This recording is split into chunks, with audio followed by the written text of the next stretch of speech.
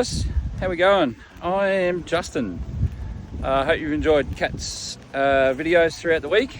I'm generally gone before light and after dark, so I don't get to see much of the farm over the weekend. Kat gets a little bit done here and there before and after work, which is great. Keeps things ticking over in the winter months when it's we don't get a huge amount of light, but it's the weekend now, so we're about ready to get into it. We're just grabbing some wood chips. We're going to amend our original garden bed. We want to sort of tidy it up a little bit. You'll see some footage of that, just getting it mowed down, nice and cleared up so we know what we're working with. We're going to put some cardboard down in the walking paths and some wood chips, and then sort of amend the beds ready for some peas and beans and that for the rest of winter, and have them ready for spring. So we've got a PTO wood chipper that goes on the back of the BX, and this has done a lot of the chipping last weekend that we had lying around. Generally when we're cleaning up, we've done a lot of cleaning up around the place, and any of the branches that are sort of under about 3 inches, we sort of leave it in a pile, let it dry out a little bit, and then chip them all. The rest of it we cut up for firewood.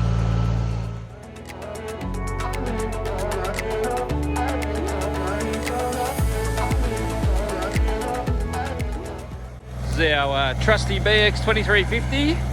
Kat's going to start loading up some wood chips for us, chuck them in the ute.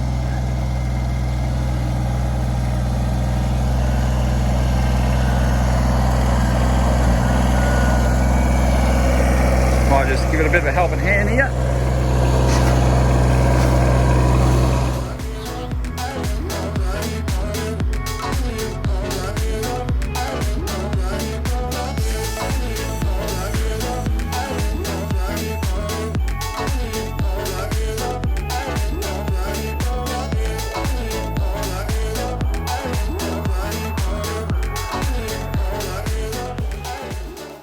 So what we're doing here is putting down cardboard and then putting wood chips on top of that, and that's to help with the water retention for the garden beds, but also help to cover the grass and weeds and stuff, so we'll hopefully have less grass in our garden beds and less weeding, which is great.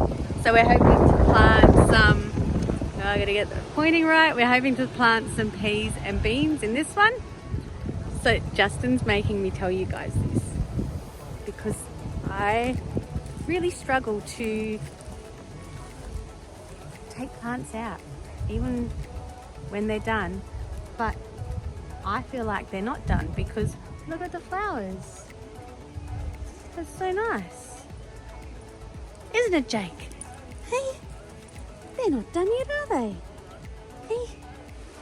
Justin keeps on asking me when we're going to pull out the broccoli, but look how many tiny little broccolis are on there. I picked them and I put them in our dinner and they're yum. Why I feel like it's not finished.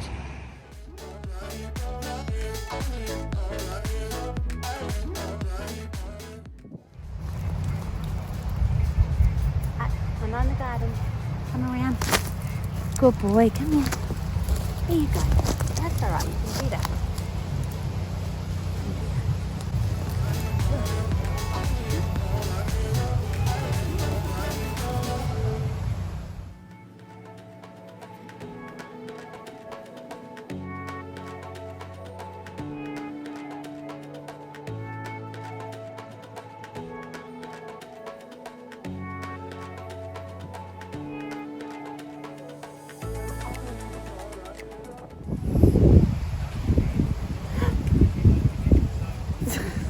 Spider! It's just a little one.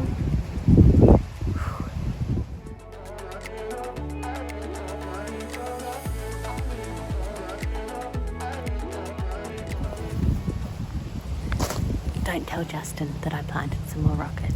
This is another example of me not wanting to take plants out when they're done. But this is a bit more of an experiment because it's actually amazing. Have a look. It's a beetroot. And look at the size of it. Isn't that amazing? I just went inside to see if we've got some coriander seeds to plant here, because we've got some coriander growing a bit further down, but we love coriander and we have a lot. So we wanted to grow some more, but we don't have any. But I found some black mustard seeds and thought we'd give that a go.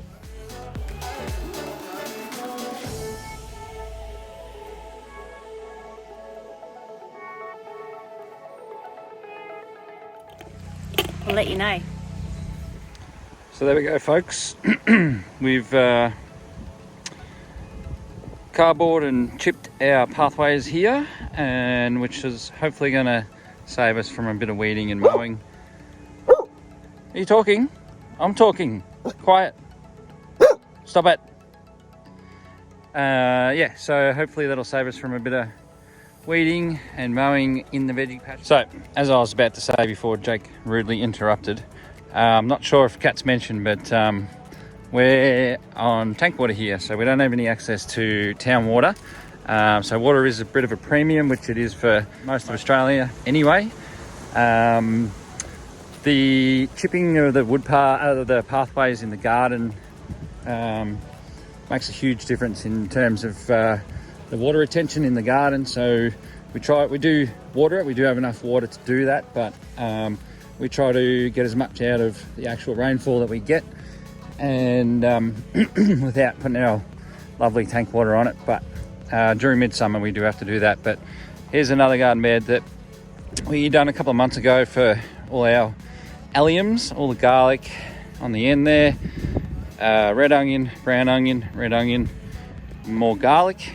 This has worked really well. We haven't had a huge amount of rain over winter, but you only have to dig a couple of centimeters deep. It's holding so much water, and the pathways are just soaked, so it's great. As you can see, we got cardboard down on this one before. Might be able to show you a bit of a video when we put this one together, see how it all went together. And we've got this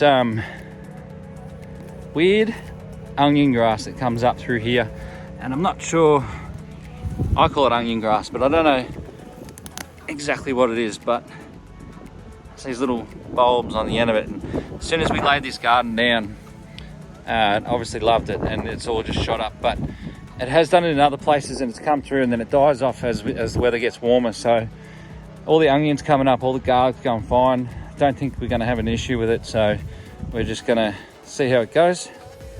And yeah, once pretty much everything in this garden, once it's finished growing, can come out, unlike some of the plants that Kat's planted. So we'll harvest pretty much everything in these gardens and be out, and then it'll be getting ready for autumn crops. And we might leave a few onions to go to seed, and also some garlic to go to seed. We do pickle the garlic flowers as well. But yeah, Jake, what do you reckon? I've just had a quick look at the rain radar, and we've actually got a bit of rain coming. So we bought this tank in and had it set up purely just to have water for the garden.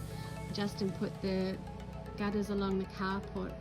Previously it was just pouring off onto the ground, but yeah, this one, it's quite full. So if we get a bit of rain, we don't want to lose it, so I'm going to transfer it into the tanks for the house. So talking before about how precious our rainwater is, and Kat just showed you that our 10,000 litre squat tank that we've got off the carport over there that was didn't have any spouts or gutters on it when we moved in. Yeah, we've emptied it 9 or 10 times or something, and she's just pumping it onto the gutters, and it's coming down to our main house tanks. It's going in there fine. This is not fine though. Not long after we had these installed, the centre upright gave away, and now she's holding a bit of water. So there'll be a project coming up, a video coming up in a couple of months when we get a bit warmer weather, when we know we're not going to get any rain. We're going to transfer water out of these tanks and into one of the other, and empty it, get in there, jack it up, put the pipe back in the upright and level both of them. They were installed not level or plumb, which is also a bit disappointing, especially when we look out from the back of the house and you have to see two tanks that are not level, and one's going one way, one's going the other way. But we're making it work for the time being. It's not ideal, but it's holding. We'll get there.